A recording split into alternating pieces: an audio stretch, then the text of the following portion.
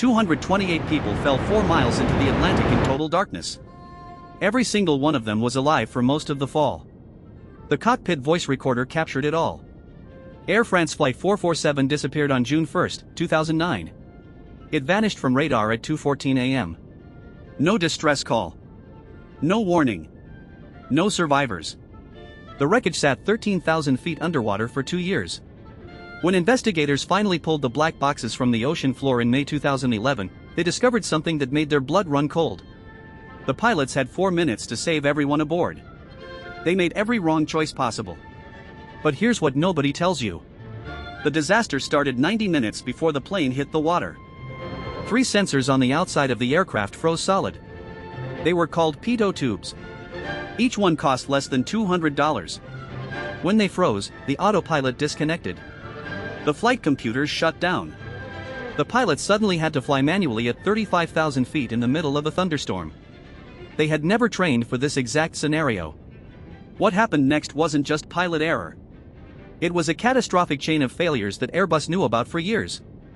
Air France Flight 447 took off from Rio de Janeiro at 7:29 p.m. on May 31, 2009. Destination, Paris Charles de Gaulle Airport. Flight time, 11 hours. On board were 216 passengers and 12 crew members.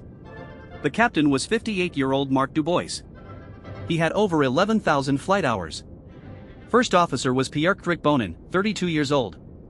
Second officer was David Robert, 37. The aircraft was an Airbus A330-200. Registration FGZCP. It was less than 4 years old. Everything seemed routine. But 2 years before this flight, Airbus had received troubling reports. The pitot tubes on a 330 aircraft were malfunctioning in high-altitude ice crystals. These tubes measure airspeed by detecting air pressure. If they freeze, the plane loses critical speed data. Airbus knew about the problem. Air France knew about the problem. The French Aviation Authority knew about the problem. Between 2008 and 2009, there were at least 36 incidents of pitot tube icing on a 330 aircraft. Airbus issued a service bulletin recommending airlines replace the old Thales model tubes with a newer Goodrich model. Air France was slowly making the switch. But FGZCP still had the old sensors installed. Nobody forced them to upgrade faster. The regulators said the risk was acceptable. They were catastrophically wrong. As Flight 447 cruised over the Atlantic, it flew directly into an intertropical convergence zone. Massive thunderstorms. Ice crystals at extreme altitude. At 2:10 a.m., the plane entered the storm. The pitot tubes began to ice over. The airspeed indicators started showing conflicting data. Then, at 2:10 and 5 seconds, all 3 pitot tubes failed simultaneously. The autopilot disconnected with a loud alarm. The flight computers switched to alternate law mode. The pilots lost autothrust. They lost flight envelope protection. They were suddenly hand-flying a massive aircraft in the middle of a thunderstorm at night over the ocean. Captain Dubois was on his scheduled rest break. He was not in the cockpit. That left Bonin and Robert alone. Bonin took the controls. This was his first mistake. He pulled back on the side stick. The plane's nose pitched up. In an Airbus, when both pilots move their side sticks, the inputs are averaged. But Robert didn't realize Bonin was pulling back. The instruments were contradicting each other. Airspeed was fluctuating wildly.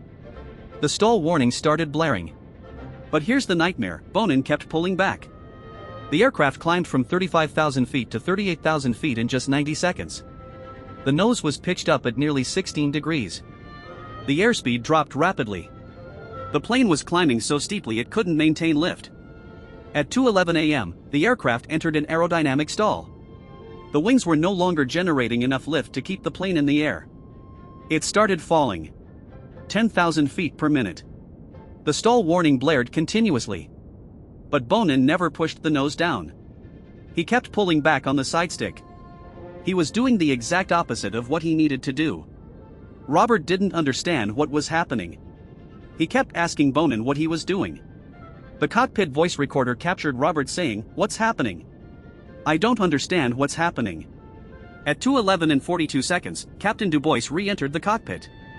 He had been asleep for less than an hour. He immediately asked, "What are you doing?" By then, the aircraft had fallen 3,000 feet. The stall warning was screaming. Bonin finally admitted, "I've had the stick back the whole time." Du Bois realized instantly what had happened. But it was too late. The aircraft was falling at over 100 miles per hour vertically. They had dropped from 38,000 feet to 10,000 feet in just 3.5 minutes. The ocean was rushing up to meet them. At 2:14 and 28 seconds, the aircraft impacted the Atlantic Ocean at over 100 knots. The force was catastrophic. The plane broke apart on impact. Everyone aboard died instantly. But what investigators discovered next revealed an even more disturbing truth. For 2 years, the wreckage of Flight 447 sat on the ocean floor. The initial search covered over 17,000 square kilometers. They found floating debris. They recovered 50 bodies in the first week. But the black boxes were missing. Without them, investigators had no answers. In April 2011, a fourth search mission using deep-sea robots finally located the main wreckage. It was 13,000 feet underwater. On May 1, 2011, they recovered the cockpit voice recorder. On May 2, they found the flight data recorder. Both were remarkably intact. When investigators played back the recordings, they heard the full horror. Bonin's sidestick was pulled back for almost the entire 3 minutes and 30 seconds of the stall. The flight data showed the aircraft's angle of attack reached 40 degrees. That means the nose was pointed 40 degrees above the flight path. No commercial airliner can fly at that angle. The wings stalled completely. But here's the shocking part, the stall was recoverable for almost the entire fall. If Bonin had simply pushed the stick forward, the nose would have dropped. The aircraft would have gained speed. The wings would have regained lift. They could have recovered even at 10,000 feet. But Bonin never pushed forward. Even when Robert briefly took control and pushed the nose down, the stall warning stopped. The plane began to recover. But Bonin took the controls back and pulled up again. Why? The investigation found a training gap. Airbus pilots were taught that the aircraft's flight envelope protection would prevent a stall. They trusted the computers to save them. But in alternate law mode, those protections were gone. The pilots were on their own. Bonin had fewer than 3,000 flight hours. He had never experienced a high-altitude stall in an actual aircraft. In the simulator, the training always stopped before full stall conditions. He didn't recognize what was happening. His instinct was to pull back to climb.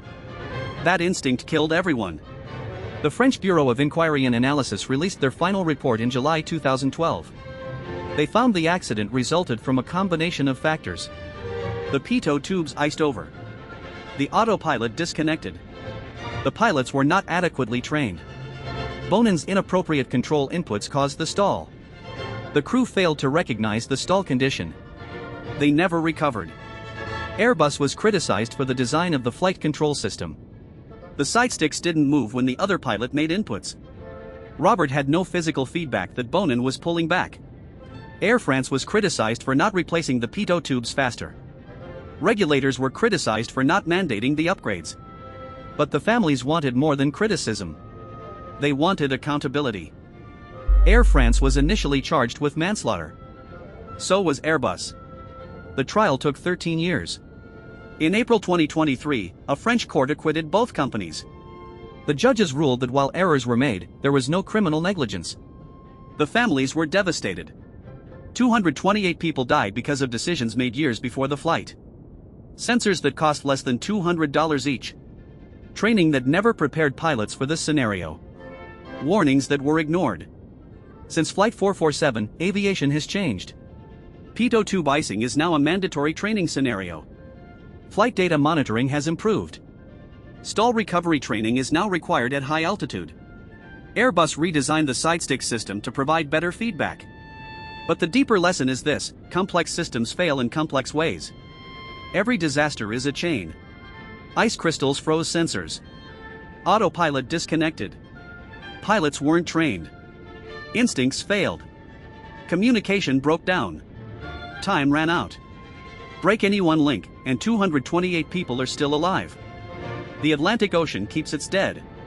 Most of the bodies were never recovered. They rest in the wreckage, 2.5 miles down, in total darkness. If you ever wondered why your flight is delayed for a tiny sensor replacement, remember Flight 447.